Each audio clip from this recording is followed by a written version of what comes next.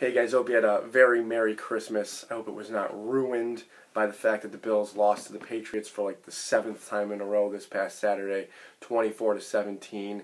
It couldn't have ruined your Christmas like it did 2 years ago when the Bills lost on Christmas Eve to the Patriots in the Kelvin Benjamin game. And I only call it the Kelvin Benjamin game because he scored a pretty obvious touchdown that was ruled a touchdown on the field and was inexplicably overturned by replay.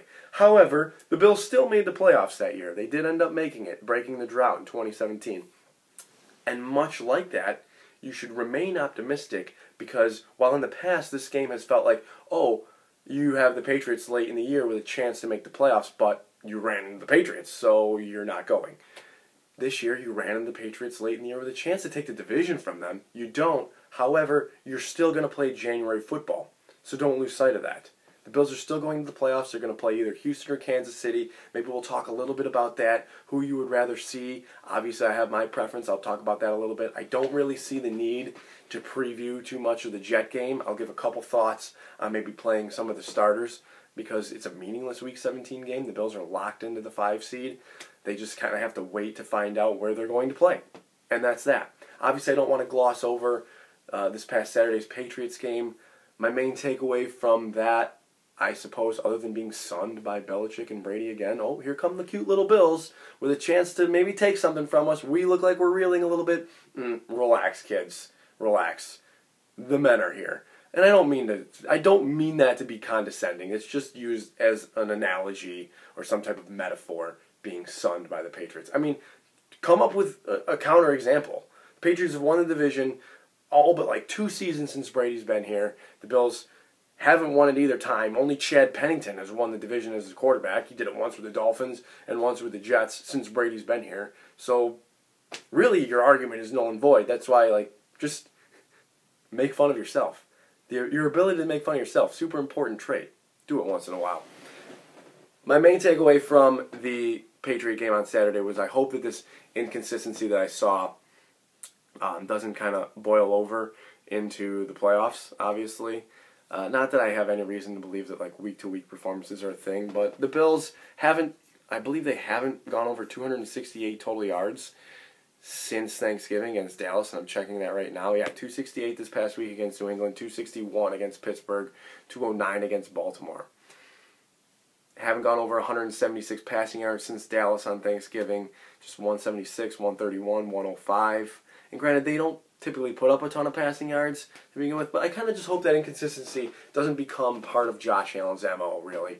That, during his bad games, he's around 50% completion percentage. He was 13 of 26, 208, 2 touchdowns this past Saturday against New England. Adds about 40-plus on rushing, which is pretty par for the course for him. Like I said, I just don't want his good games to be around 60, 65, and his bad games to be around 50%. That's where we've been so far. He has shown immense improvement. He has cut down on the turnovers. He has shown that he can make some big league throws. However, this past Saturday, while making big league throws, maybe the best throw of his career on that touchdown to John Brown, another beautiful one on that lob to Dawson Knox before halftime, but he missed Knox for 2 more touchdowns in the game. The first drive, he misses Knox, who has his guy beat. They could have given the 7-0 lead instead of the 3-0 lead after the punch-out and recovery by Poyer on defense. That was exciting, obviously. And then at the end of the game, the Bills are down 7, and they have a 2nd and goal, and he throws it over Knox's head in the corner of the end zone. And granted, he has to get that over the defenders because if he doesn't, it's going to get picked off. But that's your game-tying throw right there. It's there. It's there for him, and he really missed it. And he misses throws sometimes. That's been his thing.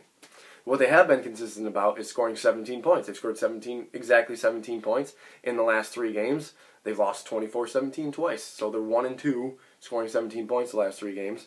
And I don't really want that to be a thing either. The Bills just seem content trying to score 20 and 20 to 24, whatever, and winning with defense. And I've talked about that before on these videos, and it's going to catch up to them once in a while, and it kind of is catching up to them against these good teams like New England and Baltimore. The Bills went up 17-13 in the game against New England this past Saturday. I'm pulling up the drive chart right here, so bear with me for 1 second.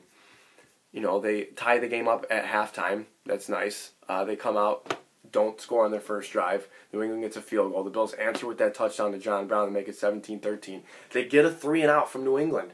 New England punts the ball to them halfway through the third quarter. The Bills are leading 17-13. 3-and-out. Punt it to New England. Field goal, 17-16. You're still leading. You have the ball in New England. Fourth quarter. 3-and-out. Punt. Back to New England. 58-yard touchdown drive. 24-17 Patriots. You get the ball back. You have one possession to tie. And you don't do it. I don't really want to criticize the play calling. We're not in there. We're not in there on the play calls. The one thing I don't like, the one thing we can tell, I guess, is when it's a run play. And I don't like run, pass. And the Bills have done that a couple of times. That I've noticed over the past couple of weeks. Hasn't really made me too happy. They run the ball on 2nd and 10 sometimes, but a lot of teams do that, and I just don't think it's smart. Analytically, statistically speaking, however you want to word it, running the ball on 2nd and 10. I would throw the ball on 1st and 10 80% of the time. And if that's incomplete, I would throw the ball on 2nd and 10 100% of the time. I just want to avoid 3rd and long situations. And statistically speaking, you're going to get about 4 yards on a carry, so you're setting yourself up with 3rd and 6. And I just want to avoid that situation altogether. So I don't really want to harp on the play calling too much. Like I said, I just said it. We're not in there. We don't know what the read is on a certain play.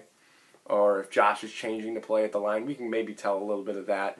But it's, as a fan sitting on your couch, it's a little bit difficult to kind of understand there. I don't mean to insult you by saying it's difficult to understand. We're just not there, guys.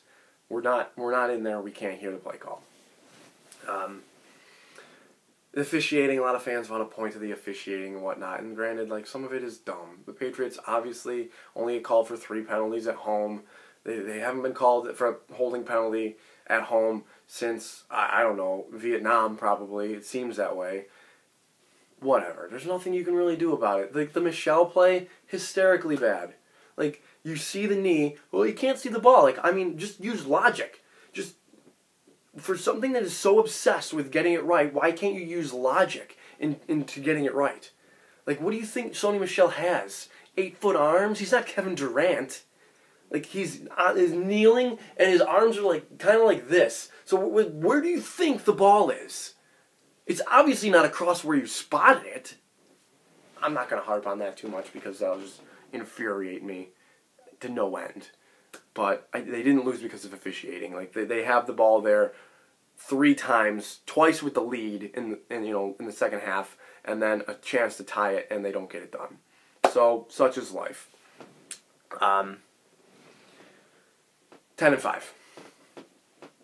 Playing the Jets this upcoming Sunday to close the regular season. I wouldn't play the starters. I wouldn't play Josh Allen. Don't talk to me about week-to-week momentum. Not a thing. You're barking up the wrong tree if you're doing that. If you follow me on Twitter handle and YouTube username are the same, by the way. You can follow me on there. I usually put that at the end of the video, but it seemed like a pretty good place to put it. Momentum is just not my thing. I don't buy into week-to-week momentum. I don't buy into game momentum, and players do, and they'll make light of their own accomplishments by just justifying it with momentum, and like commentators alike are just like, oh, momentum this, momentum that. Like, no, it doesn't have to be part of the game. Just do it. I'm sorry. I didn't mean to go off on a tangent there.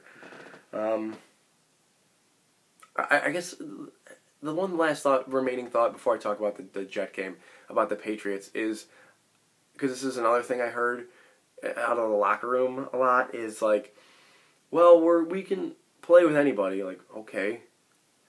We're up to the task there. Okay, but like, I know. I don't care if you're up to the task. Beat them.